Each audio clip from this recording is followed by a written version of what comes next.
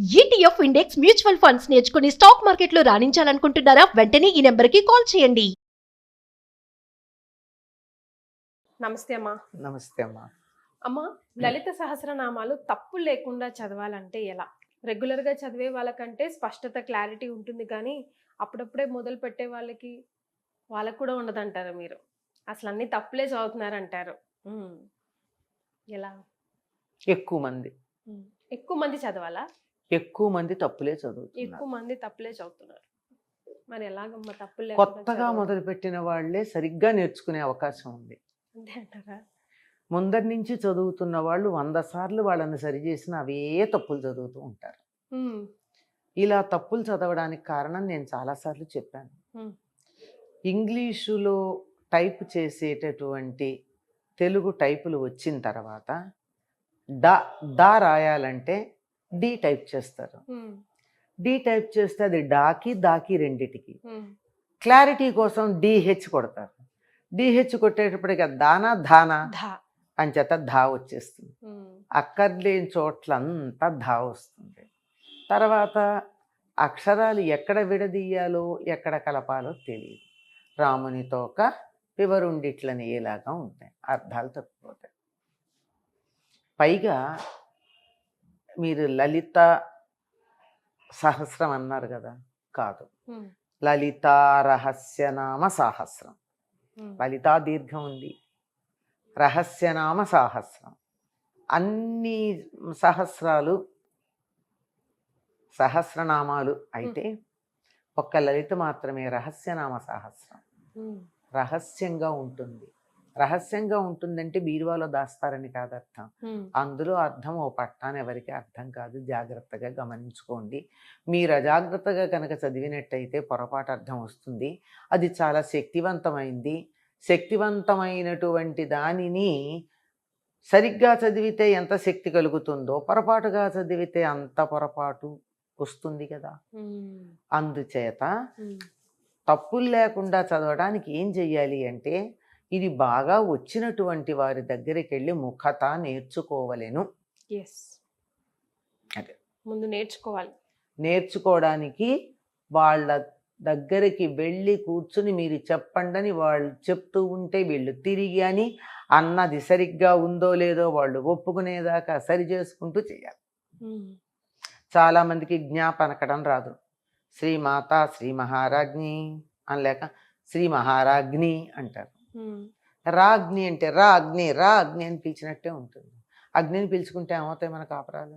మరి చిన్నవే కానీ ఎంత పొరపాటు కదమ్మా. కదా, మరి జాగ్రత్తగా ఉండాలి. ఉచ్చారణలో స్పష్టత లేకపోతే ఎటువంటి ప్రమాదం వస్తుందని ఒక ఉదాహరణ చెప్తా. చాలామంది సుపుత్రాప్రాప్తిరస్తు అని దీవిస్తూ ఉంటారు. ఎంత తప్పమ్మా అది. సుపుత్ర ప్రాప్తిరస్తు అనాలి. సుపుత్ర ప్రాప్తిరస్తు అంటే అర్థం ఏంటి? సుపుత్ర అప్రాప్తిరస్తు. అక్కడ దీర్ఘం పెడితే అర్థం పోయిందా? పోయింది కదా. మరి అప్పుడు ఏమైంది? వాళ్ళు అదృష్టవంతులై వాళ్ళకి నిజంగా దేవుడు అనుగ్రహిస్తే సుపుత్రుడు పుట్టక పుత్రిక పుడుతుంది. అదృష్టం. పుత్రుడే పుట్టాడు అనుకో, వాడు సుపుత్రుడు కాడు, కుపుత్రుడు అవుతాడు. అంత పవర్ ఉంటుంది. పవర్ ఉందనే కదా ఆశీర్వచనం తీసుకుంటున్నా. నీకు ఆశీర్వదిస్తే దానివల్ల ఫలితం ఉంటుంది అని నమ్మకం ఉంటే ఆశీర్వదించమంటున్నావా, లేకపోతే అంటున్నామా? ఉంది కదా. వాళ్ళ మాట జరుగుతుంది అని నమ్మకం కదా. వాళ్ళు చెడ్డ మాట మాట్లాడితే చెడే జరుగుతుంది, మంచి మాట మాట్లాడితే మంచి జరుగుతుంది. అంతేగా, ఏదైనా నమ్మకంతోనేగా. నమ్మకమే కాదు, అక్షరాలకు అంత శక్తి ఉంది. నమ్మకం అయితే సరిపోలేదమ్మా, అక్షరాలకు శక్తి ఉంది కదా. నేను మీతో రా అని పిలిచానమ్మా, వస్తారు, రా అన్నా, ఎలా ఉంది? అంటే కోపంతో పిలిచినట్టుగా ఉంది కదమ్మా. అర్థం తేడా ఉందా? అర్థంలో తేడా లేదు. రామ్మ అంటే కమ్మనే అర్థం, కానీ రా అన్నదానికి రా అన్నదానికి భావనలో తేడా ఉంది. భావన మాత్ర సంతుష్టాయై నమో నమః అనుంది అమ్మవారి నామం. భావనతో సంతృప్తి చెందే అమ్మవారి దగ్గర ఇలా రా అంటావా ఆలోచించుకో. ఒక్క ఉచ్చారణలో స్పెల్లింగ్ మిస్టేక్ లేదు, ధ్వని మిస్టేక్ లేదు, ఓన్లీ ఇంటోనేషన్ అంటారు ఆంగ్లంలో, కాకువు అంటారు తెలుగులో. ఉచ్చారణ చేసేటప్పుడు మన మనోభావం ఆ అక్షరం మీద ఒత్తి పలుకుతుంది, ఒత్తి పలకడం అంటారు. దానివల్ల ఇంత తేడా వచ్చినప్పుడు అమ్మవారి అనుగ్రహం కోసం మనం ప్రార్థిస్తూ ఆవిడ్ని మనని అనుగ్రహించమని కోరాలా, ఆగ్రహించమని కోరాలా? అనుగ్రహించమనే కోరాలి కదమ్మా. మరి మనం అడిగేది ఆగ్రహించమని కదా కొన్ని నామాలు. నిజానికి ఆవిడ చాలా మంచిది గనక మనం తిట్టే తిట్లకి పెద్దగా కోపం తెచ్చుకోకుండా సత్ఫలితాలు ఇవ్వట్లేదు, అలాగే దుష్ఫలితాలు కూడా ఇవ్వట్లేదు. మేము ఇన్నిసార్లు పారాయణ చేశామండి. అమ్మో, నేను రోజుకి 10 సార్లు లలిత పారాయణ చేస్తానండి. మీతో కూర్చుంటే 30 నిమిషాలు పడుతోందండి ఒకసారి చదవడం. నేను 30 నిమిషాల్లో 3 సార్లు చదువుతానండి, కబా చదువుతానండి, అయినా నాకు ఫలితం ఉండట్లేదండి అంటారు. ఎట్లా ఉంటుందమ్మా? నేను ఇందాక చెప్పినట్టు ఒకదానికొకటి అడుగుతూ ఉంటే ఎందుకు వస్తుంది ఫలితం? అసలు మనం ఫలితం అడగాలి, మనం ఫలితం అడుగుతున్నాం. పాపం ఆవిడ ఫలితం ఇద్దామని కూర్చుంది, మనం అడిగింది ఫలితం అయింది, ఏది ఇవ్వాలో తెలియక ఆవిడ కన్ఫ్యూజ్ అయింది. అంచేత దుష్ఫలితము లేదు, సత్ఫలితము లేదు. కరెక్ట్. ఎప్పుడు చదవాలమ్మా? చదవటం నేర్చుకోవడం మొదలు పెట్టాము, నేర్చుకున్నాము. ఏ టైము, లైక్ ఎలా చదివితే మంచిది? ఏ టైం అంటే ఉదయం మంచిదం, ఎప్పుడైనా సరే దేనికైనా వీలైనంత వరకు భోజనానికి ముందు చదవడం ప్రధానమమ్మా. ఏదైనా సరే ఆఖరికి మనం చదువుకునే పరీక్షలకు చదువుకునే చదువైనా భోజనానికి ముందు చదివితే గుర్తుంటుంది అని సైంటిస్టులు పరిశోధన చేసి చెప్పిన మాట. కనుక దీని ఫలితం కూడా మనకి ఎక్కువ ఉండాలి అంటే ఉదయం భోజనానికి ముందు, కుదరలేదు సాయంత్రం చక్కగా స్నానం చేసి కానీ లేకపోతే కాళ్ళు చేతులు కడుక్కుని కానీ శుచిగా కూర్చుని ఒక చోట కూర్చుని చదవాలి. నేను చాలామందికి చేసే విన్నపం ఏమిటంటే సోఫాల్లో కూర్చుని అలా చదువుతూ ఉంటారు. వద్దు, దేవుడి గదిలోనే కూర్చోవాలి, దేవుడి దగ్గర కూర్చుని చదివితే మంచిది. లేదు, పని చేసుకుంటూ చదవండి. పని చేసుకుంటే సోఫాలో కూర్చోరుగా. సాధారణంగా పని అంటే ఇది చదువుకునేటప్పుడు వంటింట్లోనో దేవుడి దగ్గర చదువుకుంటూనో వంట చేసుకుంటూనో శుచిగా ఉండే చేస్తారు. అలాగే చెయ్యండి. సోఫాల్లో వద్దని ఎందుకు చెప్తానంటే రకరకాల పరిస్థితుల్లో ఉన్న వాళ్ళు వచ్చి ఆ సోఫాలో కూర్చుని ఉంటారు. ఆ ఎనర్జీస్ ఉంటాయి అక్కడ, వాటిని ఫైట్ చేసుకుని మన పాజిటివ్ ఎనర్జీ రావాలంటే ఎందుకు అంత కష్టపడాలి? అంచేత మనం శుచిగా ఉండి శుచి అయిన ప్రదేశంలో చేసుకుందాం. కొంతమంది ఇప్పుడు అవధూతలు లాంటి స్థాయికి వెళ్ళిన వాళ్ళు ఉంటారు, వాళ్ళకి అసలు శుచి ప్రదేశం లాంటివే ఉండదు. ఎందుకంటే వాళ్ళు భోజనాలే చేయరు, వారు స్నానం చేయకపోతే కూడా వాళ్ళ దగ్గర మంచి పరిమళం వస్తూ ఉంటుంది, ఈ మల్లెపూల వాసన వస్తూ ఉంటుంది. అటువంటి స్థాయికి వెళ్ళిన వాళ్ళకి పరిమితులు ఇలాంటి లెక్కలు లేవు, కానీ మనకి ఇంకా అన్నీ ఉన్నాయి కదా. అంచేత మనం కొంచెం జాగ్రత్తగానే చదువుకోవాలి. మరి రహస్యనామం అన్నారు కదా, చాలా ప్రత్యేకతని, చాలా పెద్ద పీటను వేశారు కదా, మరి ఎలాంటి ఫలితం వస్తుందంటారు? రహస్యము అంటే ఇక్కడ దాచిపెట్టారని కాదు, కానీ మీకు అర్థం కాదు అని అర్థం. ప్రతి నామానికి నిఘంటు ప్రకారం ఉండే అర్థం ఒకటి ఉంది. అయిన తర్వాత వ్యక్తి తాను ఉన్నత స్థాయికి వెళ్ళడానికి ఏం చెయ్యాలి అనేటటువంటి ఒక డైరెక్షన్ ఉంది అందులో, ప్రతి నామంలోనూ ఉంటుంది. 2, కుటుంబ సంబంధాలు ఎట్లా ఉండాలని చెప్పే అర్థం ఒకటి ఉంది, కుటుంబంతో ఎలా ప్రవర్తించాలి మనం. 3, సమాజంలో ఎలా ఉండాలని చెప్పేది ఒకటి ఉంది. కొన్ని పర్యావరణానికి సంబంధించిన, ఖగోళ శాస్త్రానికి సంబంధించినవి ఉంటాయి. ఇవి కాక ప్రత్యేకమైనటువంటి సైన్స్కి సంబంధించిన నామాలు కొన్ని వరుసగా ఉన్నాయి ఇందులో. ఆ నామాల క్రమం గనక తీసుకున్నట్టయితే మనకి ఒక ఈనాటి మోడర్న్ సైన్స్ తాలూకు రూట్స్ మనకి అక్కడ కనపడతాయి. ఉదాహరణకి వజ్రేశ్వరి వామదేవి అనే నామం దగ్గర నుంచి సర్వౌదన ప్రీత చిత్తాయాకిన్యంబ స్వరూపిణి అని చెప్పే నామం దాకా ఉన్నవి పైకేమో చక్రాల గురించి చెప్పినట్టు ఉంటుంది.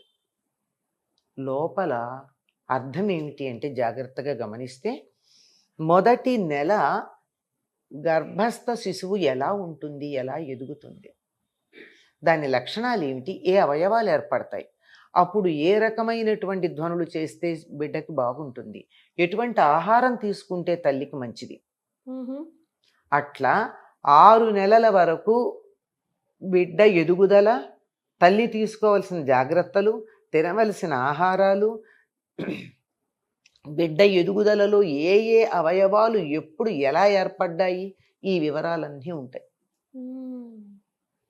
అది ప్రత్యేకమైన సైన్స్. అలాగే విద్యుత్ శక్తి గురించి సంబంధించినవి కొన్ని ఉన్నాయి, అయస్కాంత శక్తికి సంబంధించినవి కొన్ని ఉన్నాయి, ఖగోళ శాస్త్రానికి సంబంధించినవి కొన్ని ఉన్నాయి. ఇట్లా అనేక రకాలైనటువంటి శాస్త్రాలకు సంబంధించిన విశేషాల నామాలు ఉన్నాయి. ఇవన్నీ అందులో ఉన్నటువంటి రహస్యార్థాలు అని చెప్పారు. అందుకని జాగ్రత్తగా చదవాలి. ఎక్కడన్నా విడదీయటంలో కానీ, కలపడంలో కానీ, ఉచ్చారణలో కానీ తేడా వస్తే పొరపాటు అర్థం వస్తుంది. మనం ఈమెయిల్ పంపుతాం, స్పెల్లింగ్లో తేడా వస్తే నీకు పంపిన ఈమెయిల్ నీకు అందుతుందా అమ్మా? పోనీ స్పెల్లింగ్ బాగానే రాశాను, డాటో, హ్యాషో, ఎక్స్క్లమేషను, కామానో మిస్ చేశాను, నీకు వస్తుందా నా ఈమెయిల్? ఇక్కడి నుంచి ఇక్కడికే రాదే, ఇక్కడి నుంచి అక్కడెక్కడికో నేను పంపుతున్నది ఎట్లా పెడుతుందమ్మా? వెళ్ళాలి కదా. నా విన్నపం, నా అభ్యర్థన వెళ్ళాలా? వెళ్ళాలి అంటే నేను కరెక్ట్ ఈమెయిల్ ఇవ్వాలి కదా. ఈమెయిల్ ఎలా ఉంది? ఇక్కడ అక్షరాల్లో ఉంది. మనం సిరి లాంటివి ఉన్నాయే, అలెక్సా లాంటివి, అవి వాయిస్తో ఉన్నాయి కదా. మీ అలెక్సా, నేను అలెక్సా అని పిలిస్తే పలకదు కదా. మీ గొంతునే గుర్తుపడుతుంది, నా గొంతుని ఎందుకు గుర్తుపట్టదు? ఎవరు నేర్పారు దానికి? There is a science behind it. అటువంటి సైన్స్తో కూడుకుని స్తోత్రాలు మనకి తయారు చేసి మనం అడిగినటువంటి రిక్వెస్ట్ ఎక్కడికి వెళ్ళాలి అన్నది అందులో పెట్టారు.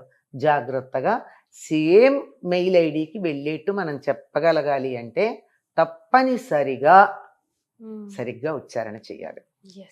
దీనికోసం నేను ప్రస్తుతం ఏమో నాకు తెలియదు కానీ 28 days ఇద్దరు విద్యార్థుల్ని కూర్చోబెట్టుకుని ప్రతి అక్షరం ఎట్లా ఉచ్చరించాలి, జ్ఞా ఎట్లా ఉచ్చరించాలి, స ష స ఎలా ఉచ్చరించాలి, చితిస్తత్పద లక్ష్యార్థ అన్న చోట దాన్ని ఏ రకంగా నేర్చుకుంటే ఒక్క సిలబుల్ కూడా మిస్ అవ్వకుండా అంటారు. ఎంతమంది అనగలరమ్మా? చితిస్తత్పద లక్ష్యార్థ. దీన్ని పర్ఫెక్ట్గా ఎలా అనాలి?